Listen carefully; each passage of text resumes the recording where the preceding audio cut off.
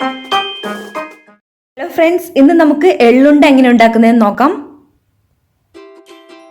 എള്ളുണ്ട ഉണ്ടാക്കാനായിട്ട് ഞാൻ ആദ്യം തന്നെ 1 കപ്പ് എള്ള് എടുത്തിട്ടുണ്ട്. അപ്പോൾ ആദ്യം എടുത്തിട്ടുള്ളത് 1 കപ്പ് കറുത്ത എള്ളാണ്.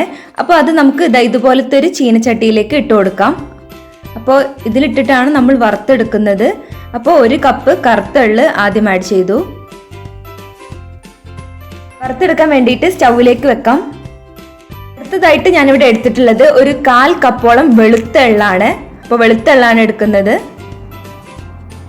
അപ്പോൾ കറുത്ത എള്ള് ആദ്യം നമ്മളൊന്ന് ചൂടാൻ വേണ്ടിയിട്ട് സ്റ്റൗവിൽ വെച്ച് കഴിഞ്ഞു. ഇനി ഇതിലേക്ക് നമ്മൾ ഈ 1/4 കപ്പ് വെളുത്ത എള്ള് കൂടെ ആഡ് ചെയ്ത് കൊടുക്കാം.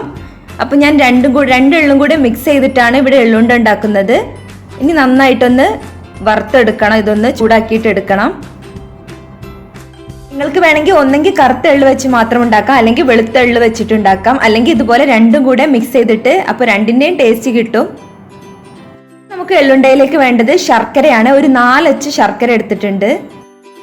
അപ്പോൾ എള്ള് നന്നായിട്ട് വറുത്തെടുത്തിട്ടുണ്ട്. 2 എള്ളും ചട്ടിയിലിട്ടിട്ട് നന്നായിട്ട് വറുത്തെടുത്തിട്ടുണ്ട്. അപ്പോൾ വറുത്തെടുക്കുമ്പോൾ നിങ്ങൾ എള്ള് കരിയാതെ ശ്രദ്ധിക്കണം. കരിഞ്ഞു പോകാൻ പാടില്ല. എന്നാൽ നന്നായിട്ട് ചൂടായി കിട്ടും വേണം. ഇനി നമുക്കൊരു പ്ലേറ്റിലേക്ക് ഇത് മാറ്റി വെക്കാം, വറുത്ത എള്ള്.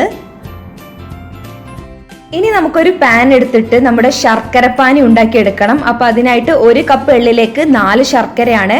4 അല്ലെങ്കിൽ 5 ശർക്കര നിങ്ങൾക്ക് എടുക്കാം. അപ്പോൾ അതിലേക്ക് 1/4 കപ്പോളം വെള്ളം ഒഴിച്ചിട്ട് നമുക്ക് അതിലാണ് ശർക്കരപ്പാനി ഉണ്ടാക്കാൻ പോകുന്നത്. അപ്പോൾ ആ ശർക്കര നന്നായിട്ട് ആ വെള്ളത്തിൽ അലിഞ്ഞു കിട്ടണം. അപ്പോൾ നന്നായി ഒന്ന് ബോയിൽ ആവട്ടെ.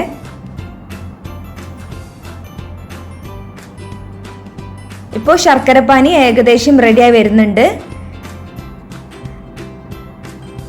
4 5 ശർക്കരയാണ് ഇതിലേക്ക് വേണ്ടത്. അപ്പോൾ നന്നായിട്ടൊന്ന് കുറുകി വരണം. അതിനുശേഷം മാത്രമാണ് നമ്മൾ എള്ളിട്ട് കൊടുക്കുന്നത്. ഇപ്പോൾ ഏകദേശം കുറുകി വന്നിട്ടുണ്ട്.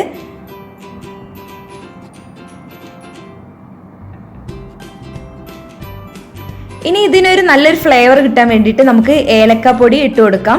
ഏലക്ക പൊടിച്ചതില്ലെങ്കിൽ ഇതുപോലെ ഏലക്ക ഇങ്ങനെ കീറിയിട്ട് ഇട്ട് കൊടുക്കാം.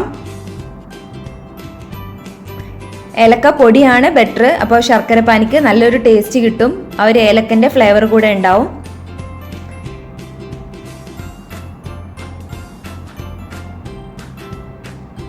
അപ്പോൾ നന്നായിട്ട് കുറുകിയതിന് ശേഷം നമുക്ക് എള്ള് ഇതിലേക്ക് ഇട്ട് കൊടുക്കാം. വറുത്ത് വെച്ചിട്ടുള്ള എള്ള് ഇതിലേക്ക് ആഡ് ചെയ്ത് കൊടുക്കാം.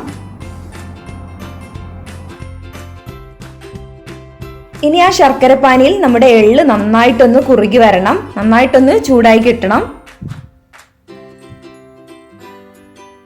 ഇപ്പോൾ കുറച്ച് ലിക്വിഡ് ആയിട്ടാണ് ഇത് ഇരിക്കുന്നത്. അപ്പോൾ ഇത് നന്നായിട്ട് കുറുകി വരണം.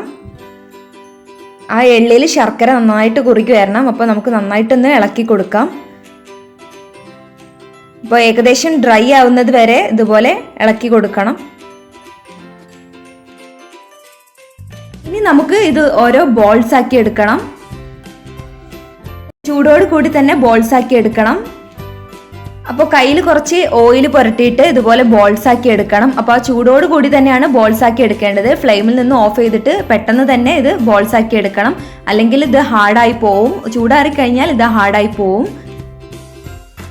നിങ്ങൾക്ക് എത്ര ദിവസം വേണമെങ്കിലും സൂക്ഷിക്കാം. അപ്പോൾ നമ്മുടെ ടേസ്റ്റി ആൻഡ് ക്രഞ്ചി ആയിട്ടുള്ള എള്ളുണ്ട റെഡി ആയി കഴിഞ്ഞു. ഇതുപോലെ കൂടുതൽ റെസിപ്പീസിനായി ഈ ചാനൽ സബ്സ്ക്രൈബ് ചെയ്യാൻ മറക്കരുത്. താങ്ക്